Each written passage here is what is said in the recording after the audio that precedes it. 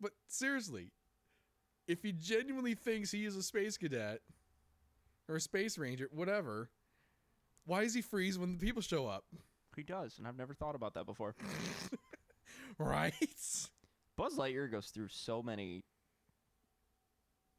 mind frame and mindset changes so quickly. Mm-hmm. You see that? I am Mrs. Nesbit. Now, that is a perfect example of having a mental breakdown. Yep.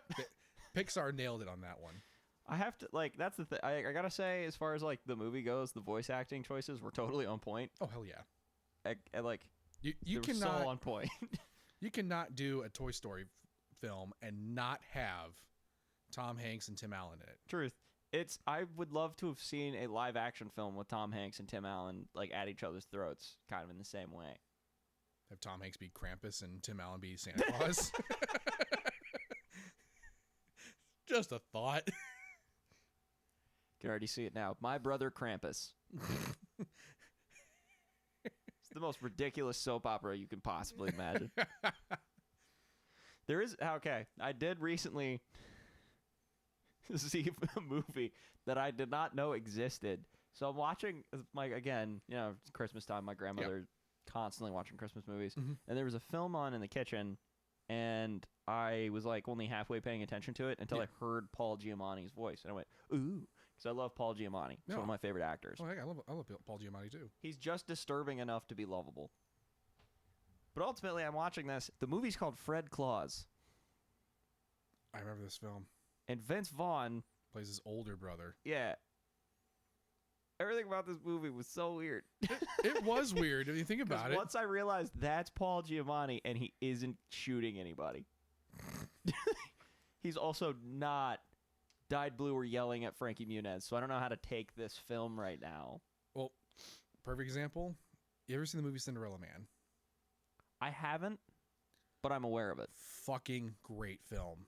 Seriously, like, you watch it, you want to get into boxing. Like, for real. Paul Giamatti plays a character named Joe Gould, who was, so, kind of give you lowdown. Cinderella Man's about a boxer by the name of, oh God, what's his name? Bear with me.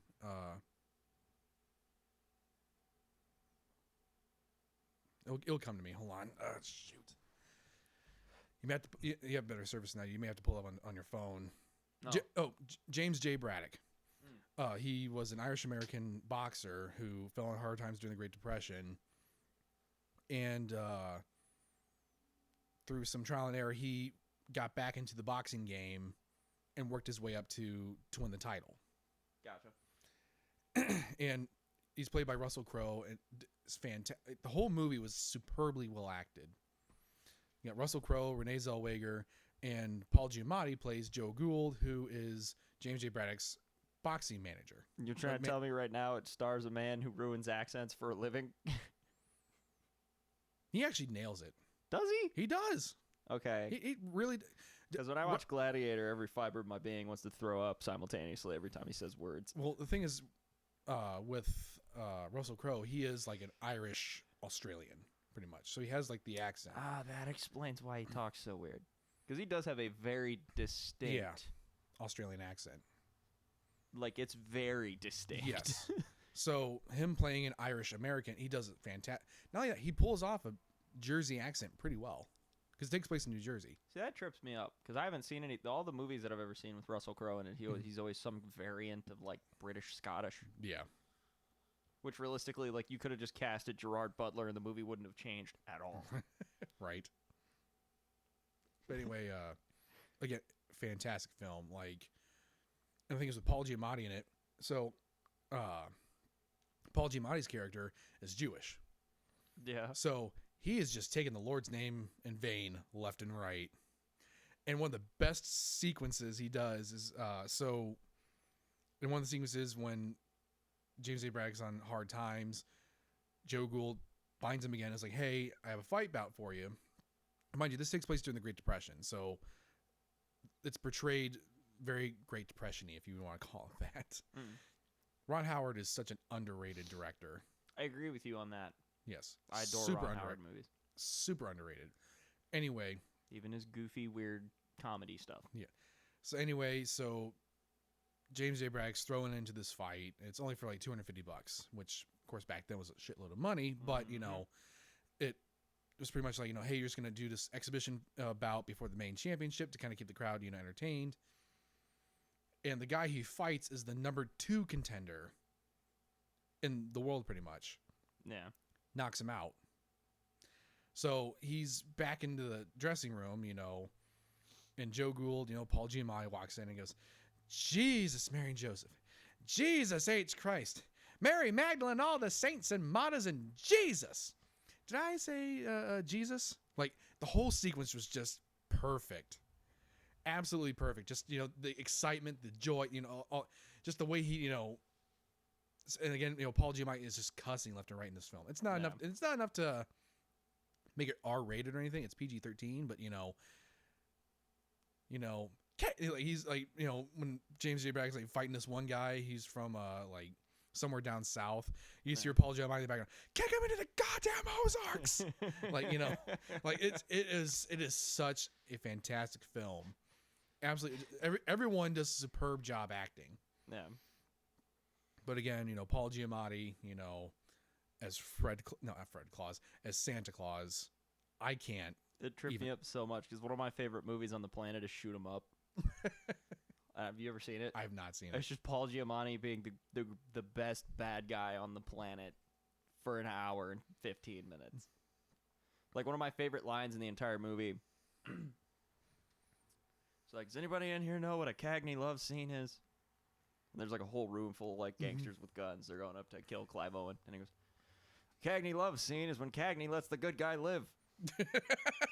And if anybody makes that mistake here, I'll dispose of you myself. And he does that thing with his eyes where he looks around. Doesn't move anything else. It's like one of those, it's just one of those scenes where like he obviously came up with that. Oh, heck yeah. Because it's too funny to not be in it. If you haven't seen Shoot 'Em Up, you definitely need to, especially because you're a guy. You're going to love this movie. There's a lot of shooting. There's a lot of comedy. The soundtrack's great. Like, at one point, because Clive Owen exists in the film, none of it's realistic in any way, shape, or form. There's a gunfight that happens, and he's literally delivering a baby during it. It's like, one big push, ma'am. Boom, boom, boom, boom. And he's shooting while he's delivering this baby. And he's not shooting in a normal way. He's like shooting things that fall on groups of guys. He's basically an army of one. And like, he didn't even come in with the handgun. Like, like this, just to showcase the ridiculous and amazingness that is this movie, Clive Owen at one point kills a guy with a carrot. And the follow-up line is, eat your vegetables.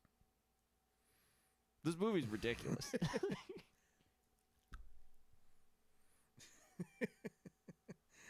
It's like one of my favorite movies on the planet. It's so endearing. And it's like Paul Giamatti plays such a good bad guy.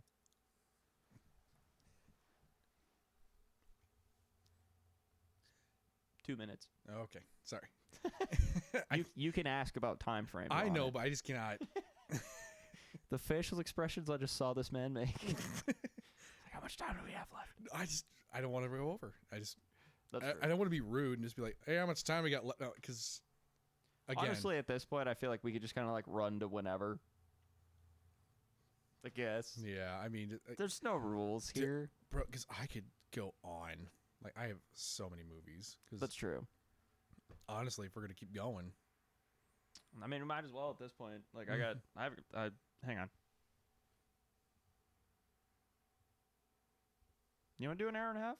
Let's do an hour and a half. Hell We'll yeah. We'll do an hour and a half. We'll throw on an added bonus. An extra 30 minutes of gleeful joy. Just for you guys. Because it's New Year's. And we love you. I'm sorry. But if you are considerate enough to even listen to this podcast, you know, understand that we genuinely do appreciate your, not your patronage, but just you tuning in. You know, it means a lot. It really does. Absolutely. So, yeah, you know, like I said, the whole premise of this thing was just we can talk about anything. We don't want your money. No, absolutely not. We just want your ears to laugh. Exactly.